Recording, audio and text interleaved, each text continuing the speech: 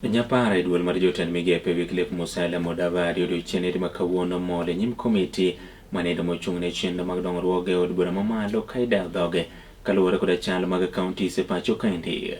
Ka oduoko penjo gogo yango ne gineno ni kauntis otiyo nendo makare kendo neno ni gope mathoth mabende koro turo kauntis gin mago makoro ne kaka inyalo tieki.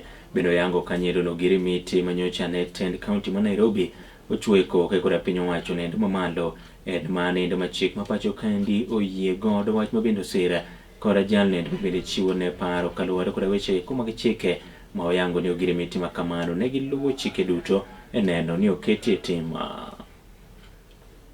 Pending bills within the public entities. So that we become limited to the extent that his report will be more detailed and more thorough on how to deal with the issue of pending bills. But we do flag some thoughts in the document that we have given you. So I think that's perhaps the summary I can give at this point in time, Honorable Chair, and maybe seek the intervention of one of my legal experts to just flag the aspect that I did mention about the legal anchor to this process. You know, these lawyers have their own way of saying certain things. Who is going to speak to it? Thank you very much, Mr. Chairman.